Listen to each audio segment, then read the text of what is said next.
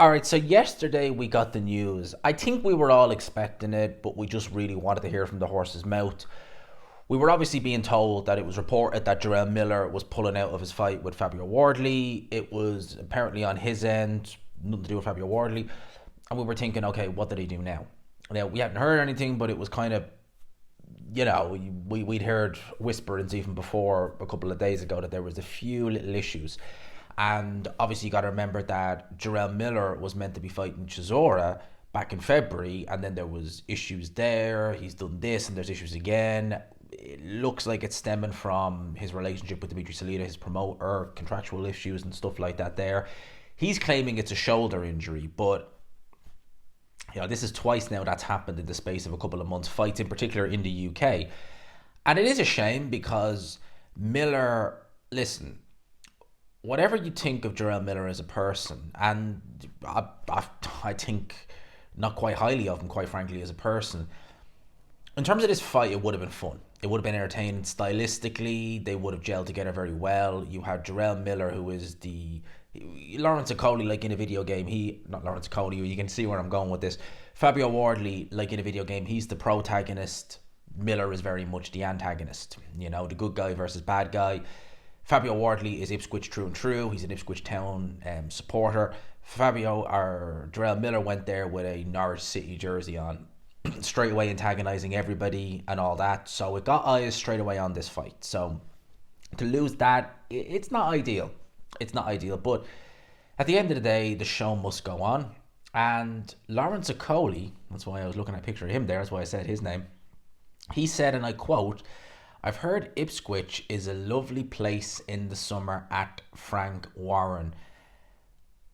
Well, considering some of the names that boxing scene are reporting on, and this is from Everything Boxing, Hergovich, Justice Hooney, and Michael Hunter are in the running to replace Jarrell Miller for the show on the Zone. Out of all those names there, none of them really plug at your heartstrings like Lawrence Okolie. I think they should do it. I think it's a win-win for both guys. At the end of the day, Okolie was meant to fight on Frank Warren's debut show on the Zone back on April the 1st. He pulled out of his fight with Richard Riakporhe. That's never been rescheduled, and Riakporhe actually sat the show out, so they never rescheduled the fight. So Okolie is obviously, he's based in Dubai, I believe. You see him put pictures of himself training and eating. He seems to be enjoying the food over there. But he doesn't need to worry. He's a heavyweight now, so he doesn't have to worry about making weight. I think it makes sense for both guys because, as I said, it's a bit of a win-win. Lawrence Okolie, it's incredible, really, when you think about it, because Okolie always came, and I don't mean this in a disrespectful way, but Okolie always came as such a dull character. Not dull in terms of him being dumb or anything like that, no, but he just seemed to have no real personality to him. But certainly when he was with Sky and Eddie Hearn, and even then when he went back to Sky at Ben Shalom, he just came across as just I gotta call him the in bed by six type. Those sorts of guys where it's just like, I wake up, I do my chores, I do my daily routines, and I'm in bed by 6. He just came across as that. Now that he's with Frank Warren, that he's a heavyweight, man, this guy has banter. He's got banter for days, this guy. I'm what? It's frustrating because you're like, where was this Lawrence Okolie years ago? It's crazy because I think he could have been a bigger star than he is because man's got banter. I love it. It's real dry humour as well. I love what I'm seeing with Lawrence Okolie. And I think him against Fabio Wardley will be an interesting fight because Okolie is completely unproven at heavyweight. I mean, he's had one fight against a guy who wasn't very good. Looked good doing it, Lawrence Okolie, don't get me wrong, but he's completely unproven. Fabio Wardley, he is more proven than Lawrence Okolie, certainly at domestic level.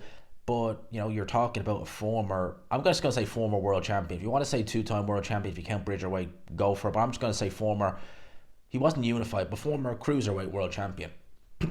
Hey, Lawrence Okolie, I'd be all for this fight. And I think that if Lawrence Okolie loses, it's only his second fight at cruiserweight. He's taken it on short notice, reasonably short. I mean, he's got a month, so it is reasonably short. If you look at Fabio Wardley, it was it was a change of opponent. You're in there against someone who could potentially cause some serious, make serious headways in the heavyweight division. So at the end of the day, I think it's a win-win for both guys. When I look at the names here, they're talking about Justice Hooney. I would make Fabio Wardley firm favourite over Justis Huni. I've not been impressed with him. But again, does that do Portman Road? I mean that. Does that do Portman Road? Does that get the casual fans thinking, oh wow, I want to see Fabio Wardley versus Justis Huni? It just doesn't. Likewise at Michael Hunter. If you were talking about the Michael Hunter of 2018, 2019, personally I would be saying don't take that fight, because I don't think he'd beat that version of Michael Hunter. And that version of Michael Hunter, he wasn't a superstar, but he had a bit of sway with the fans. So you could have sold that. Again, Michael Hunter back then, I wouldn't be advising Fabio Wardley fighting. Now, the guy is resorting to, at one stage it was Triller shows and he wasn't looking good on them. Now he's fighting in Mexico, having not lost the fight as in lost physically, but, you know, proposed fight with Christopher Lovejoy fell through. I mean, this is what we're dealing with Michael Hunter now. And he's in his mid-30s, late 30s. Yeah, like, go for it. But again, could you shift the necessary tickets to make Portman Road stand out? I don't know. I don't know with Michael Hunter. As for Filip Hrgovic, definitely he'd be more established, certainly within the UK. But Filip Hrgovic versus Fabio Wardley, me personally, if I was managing Fabio Wardley, if I was matchmaking for him, I wouldn't do that fight. Personally, I wouldn't do it because I don't see him beating Filip Hrgovic. He could get seriously... I think Hrgovic could put some damage on Fabio Wardley. I wouldn't be taking that fight personally. And that's why I think Okolie is winnable for Fabio Wardley. It certainly is. He's going to be physically quite strong, even though Okolie might be the bigger in terms of size, in terms of weight. But he's very strong, Fabio Wardley. He's got so much fighting heart. He's got so much tenacity about him. He's a big puncher. And he'll be in there with likewise a big puncher too. So, and I think whoever loses, it's not the end of the world. Like, if Okolie loses, it's the second fight at heavyweight against the guy who's in contention to challenge for a title. No shame in that. And vice versa if it's Fabio Wardley. And they're both Queensbury, so it's in-house. I know two of those names. One of them is Matchroom, Justis Huni's Matchroom. Michael Hunter has no one. He's not with anyone that we know of anyway. No one like major.